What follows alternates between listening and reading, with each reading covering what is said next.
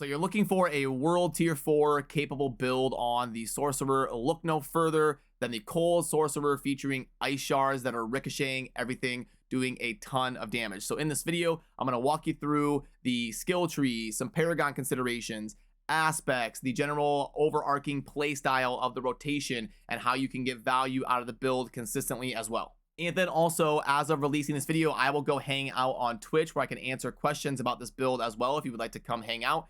And I am part of Blizzard's promotion with Twitch, where you can earn this custom Primal Instinct mount, and I'll link to that down below if you would like to participate in all of that going on or ask any questions about Diablo 4. So, okay, let's pull this up and go through everything, which, by the way, everything I'm kind of tabbing through here, I will link down below as well, so you can pull this up on your end and have access to what I'm talking about in the video. So, the general play style, like the skills and everything, you're going to be mainly bursting everything down with ice shards. This is a cold sorcerer, and these ice shards are amazing because they machine gun in a straight line, and then they ricochet and just demolish everything around you, as you can see in some of the play footage going on in the background. And then we don't really need a generator. You're not going to rely on this heavily. You should, as long as you're playing the build in a proper rotation, you should just be able to kind of group stuff up, teleport in, blast it down, and all of that.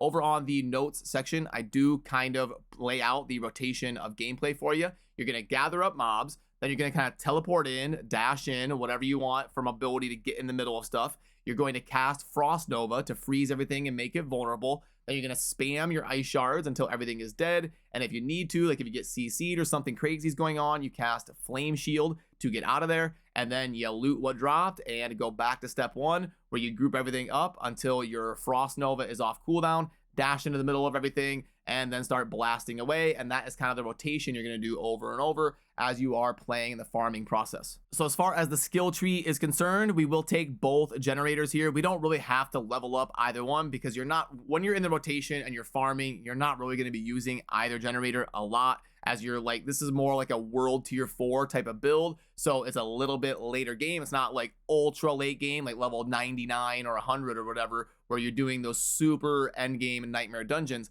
But this is a world tier 4 type of build that will help you on the grind to level 100 and getting to that point. So you can swap out to the cold Frostbolt for boss fights, but I just kind of use the Firebolt most often because I don't really need it for any mana or anything, and I might as well just kind of proc the burn. It doesn't really matter what generator you go with, but the cold one is definitely better for boss fights. So then for the core skill section, obviously the main thing is going to be our ice shards. That is going to be the massive source of our damage and allows us to burst everything down after we freeze it with Frost Nova. We're going to take the enhanced ice shards. That's our only choice, and it allows us to ricochet those ice shards everywhere. And then also we are going to be hitting an enemy with 5 ice shards in a single cast. Will make them vulnerable. That can be great when you're trying to finish off elite packs or you're fighting bosses and all of that. Then down just below that, we do want to put 1 point in devastation to get the increase in mana. And then obviously we're going to be maxing out our core skills, deal more damage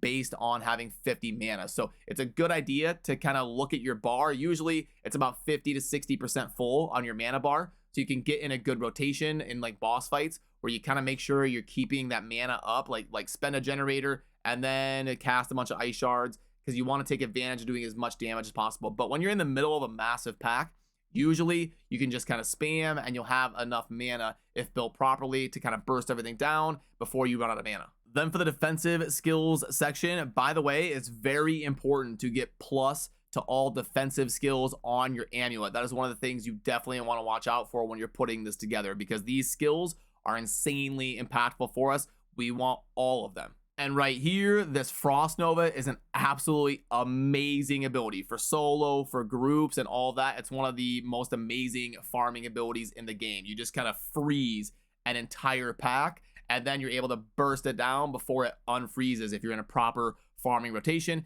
because killing enemies frozen by Frost Nova will also reduce the cooldown so that you can cycle through it as often as possible as you gather up the next pack. And then you will also be making things vulnerable so that you can do even more damage to them. It's an absolutely amazing ability. It's going to be a staple of the rotation in your build. And then we're obviously going to be using both ice armor and flame shield as barriers. We do more damage with barriers based on aspects we're using and all of that. Plus, it's going to give us a ton of survivability. And I want to make sure to take both of the things within the barrier that give me more mana regeneration so that I constantly get as much resource as possible. So you can see that the first node of the ice armor gives us the bonus mana, and then we have to go to the third node here on flame shield to get the bonus to mana.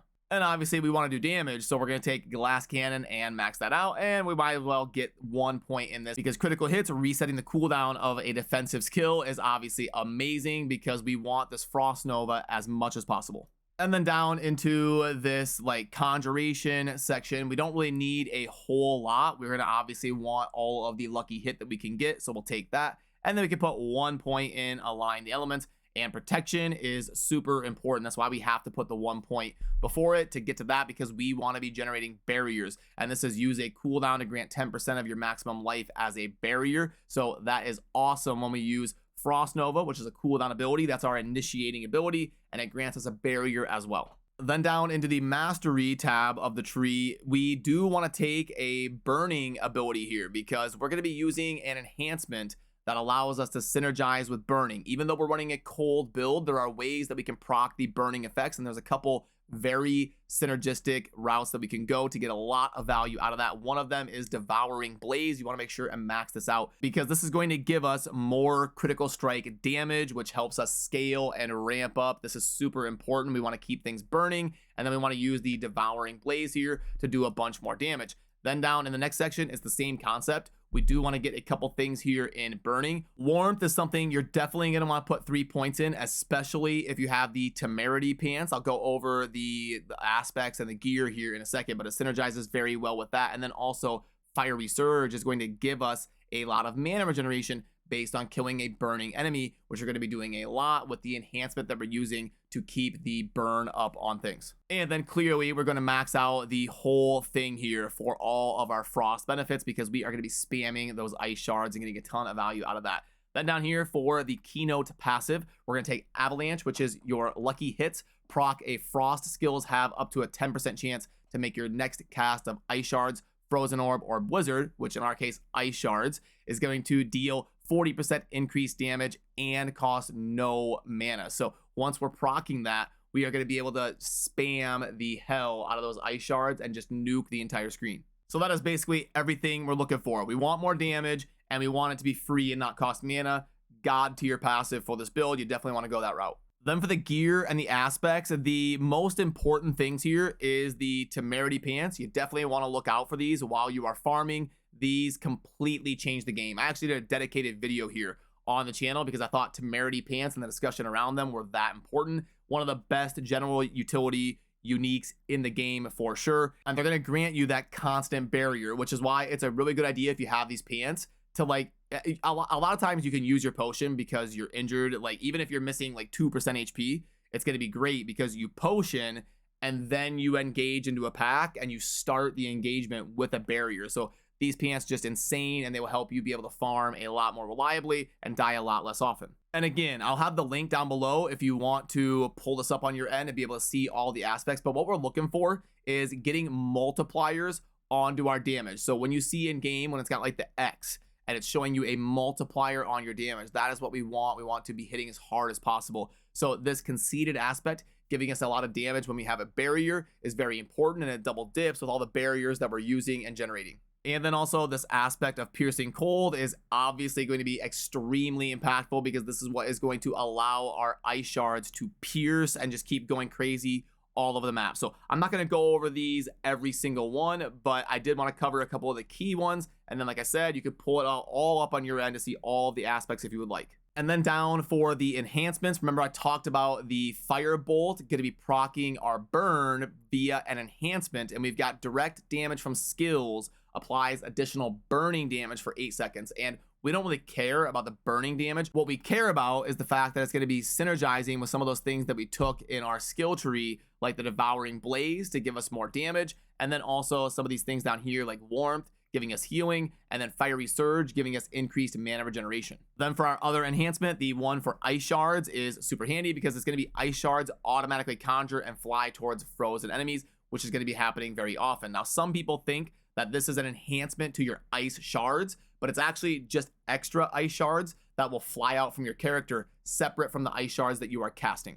Then as far as the Paragon board, it would be really complicated for me to kind of walk you through this. every single node by node and explain every single pick. But like I said, it's linked down below if you want to see kind of an example of a good Paragon board that makes sense here. The main thing I would kind of focus on out the gate is getting to dexterity nodes that are going to coincide with glyphs that give you bonuses for dexterity. And the reason is dexterity is going to give us crit chance. So until we max out on crit chance, which is going to be kind of end game when you're a lot more optimized, you do want to ramp up that crit chance because that's going to help you scale your damage. So consider taking the node areas and switching your board around to a way where you can get to those glyph areas that have a lot of dexterity nodes to help you ramp up the dexterity glyphs that you want to put in those nodes. And the glyphs that you're probably going to want to focus on leveling up initially are going to be the rare glyph Destruction, and then the rare glyph Exploit. Then we'll slide up here. Our next one will be the rare glyph Flame Feeder, then the rare glyph Tactician, and then we're going to slide on up here to the rare glyph Unleash. And actually, as I'm kind of thinking about this in the video, I'm going to add the glyphs to the notes section because it's a little bit like, I wish this kind of showed it, like showed the glyphs you had socketed in. Since it kind of doesn't, you have to individually mouse over all of them. I will put that over in the notes section for you as well. And one thing I do want to point out is on this second board, I kind of like going with this rotation because this is going to give us a couple nodes of attack speed, which is super handy. We want to burst in and then blast our mana down to kill everything as fast as possible, because a lot of times with that avalanche passive, we're able to kind of spam without even losing mana. So I want that attack speed to be cranking out as much DPS as possible. And then I also really like to take this mana because it helps us proc some of those bonus damage effects that synergize with things like aspects and some of the things that we took in the skill tree, core skills above 50 mana and stuff like that. So the mana is super handy, especially kind of early game when you're starting to farm in World Tier 4. That can be super impactful and worth thinking about here for the second board. And we kind of want to beeline to getting glyphs in as fast as possible, even though there are some very impactful nodes that you will take eventually. I would say as an overarching Paragon advice, just in general, I would try to prioritize getting into more glyph sockets because it's going to help you scale up your character a lot faster and really ramp up the damage that you're capable of putting out via the multipliers to your damage that some of these glyphs are providing you. And one last thing I do want to touch on here that I forgot to mention in the gear section is that a lot of people use a two-hander, which is fine, and that can be great for leveling up. You do want to eventually rip the band-aid off and switch to a main hand and an offhand because you can get that extra aspect in there and it will help you kind of be a little bit better overall, but you can still be perfectly viable with a two-hander. It's just my recommendation would be eventually to try and find yourself switching over to that main hand offhand combination. And boom, there we have it. So I hope that helps you if you were looking for a build to try out in World Tier 4 for the Sorcerer to blast down that content and get up to level 100 as fast as possible. And then also, I'll have all those links down below, like the link to the d4builds.gg build, so you can have it on your end. And then also my Twitch stream if you would like to pop on over and ask any questions or participate in that special mount promotion that Blizzard is doing. So I appreciate all of you. Remember to subscribe on your way out if you enjoy daily Diablo 4 content, and I'll see you soon in the next video. Thanks for watching. Peace.